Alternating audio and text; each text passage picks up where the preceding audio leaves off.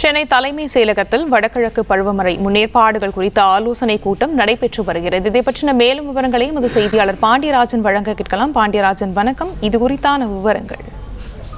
வடகிழக்கு பருவமழை முன்னேற்பாடுகள் தொடர்பாக தலைமைச் செயலாளர் முருகானந்தன் தலைமையில் துறை செயலாளர்கள், காவல்துறை, தீயணைப்பு மற்றும் மாநகராட்சி உள்ளிட்ட பல்வேறு துறை அதிகாரிகளுடனான ஆலோசனைக் கூட்டம் நடைபெற்று வருகிறது.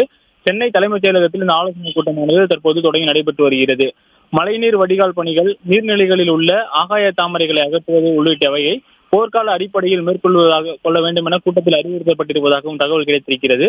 குடிநீர் வாரியம், நீர்வளத்துறை, நெடுஞ்சாலைத்துறை, மின்வாரியம், ரயில்வே துறை, BSNL உள்ளிட்ட சேவை துறைகளும் வடகிழக்கு பருவமழை முன்னேற்பாடு பணிகளை மேற்கொள்ள வேண்டும் எனவும் அறிவுறுத்தல் வழங்கப்பட்டிருக்கிறது. சென்னையில் 3040 கிலோமீட்டர் தூரத்திற்கு மழைநீர் வடிகால் உள்ளது. அது முதற்கட்ட பணியாக 792 கிலோமீட்டர் கால்வாயில் 611 கிலோமீட்டர் கால்வாய்கள் தூர்வாரப்பட்டிருப்பதாகவும் தகவல் சொல்லப்பட்டிருக்கிறது. மேலும் சென்னை மாநகராட்சி மூலம் பராமரிக்கப்படும் 51.4 கிலோமீட்டர் நீளமுள்ள நீர்வழி கால்வாய்களில் மிதக்கும் ஆம்பியன்ட் ரோபோட் எக்ஸ்லேட்டர் மூலம் 60% தூர்வாரும் பணி முடிக்கப்பட்டிருப்பதாகவும் தகவல் கிடைத்திருக்கிறது. மொத்தம் 69,017 எண்ணிக்கை கொண்ட வண்டல் மண் சேகரிக்கும் தொட்டியில் 64,425 தொட்டியில் தூர்வாரும் பணி முடிக்கப்பட்டிருப்பதாகவும் தகவல் கிடைத்திருக்கிறது. குறிப்பாக அந்த வடகிழக்கு பருவமழை முன்னெச்சரிக்கையாக சென்னையின் பல்வேறு நடவடிக்கைகள் மேற்கொள்ளப்பட்டு வருவது சுட்டிக்காட்டப்பட்டிருக்கிறது.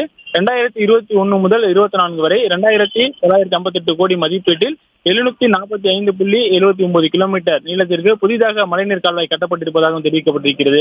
மேலும் 2020 கோடி மதிப்பீட்டில் 400 கிலோமீட்டர் நீளத்திற்கான மழைநீர் வடிகால் பணிகள் நடைபெற்று வருவதாகவும் இந்த கூட்டத்தில் மாநகராட்சி சார்பில் தெரிவிக்கப்பட்டிருக்கிறது. மேலும் இந்த போன்ற பணிகள் நடைபெற்று வரக்கூடிய பகுதிகளில் மழைநீரை வேறு வழியாக கொண்டு செல்வது தொடர்பாகவும் கருத்துருக்கள் பெறப்பட்டிருக்கிறது. அவற்றை வெளியேற்றுவதற்கான அந்த நீர் இறைப்பு இயந்திரங்களையும் தயார் நிலையில் வைக்கும்படியும் அறிவுறுத்தல் வழங்கப்பட்டிருக்கிறது.